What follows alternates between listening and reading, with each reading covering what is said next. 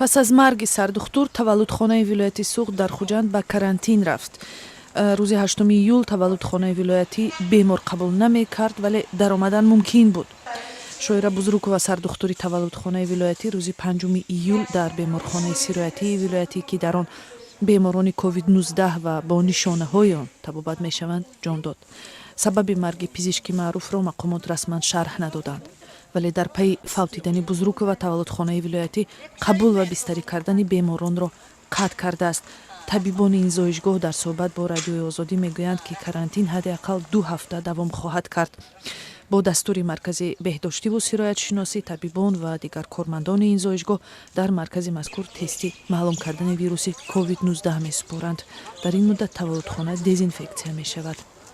дар ҳамин ҳол субҳи 7 июл назди таваллудхонаи шаҳри Хуҷанд воқеъ дар наздикии беморхонаи вилоятӣ серодам буд, аммо ба ҷуз аз занони бемор ва ҳомила дигар касеро ба дарун роҳ намедоданд.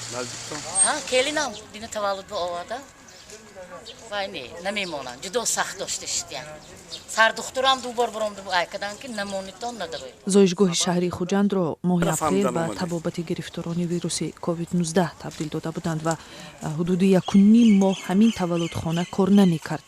бино ба иттилои расмӣ аз 30 апрел то 8 июл коронавирус ба 6364 нафар дар Тоҷикистон сироят кардааст.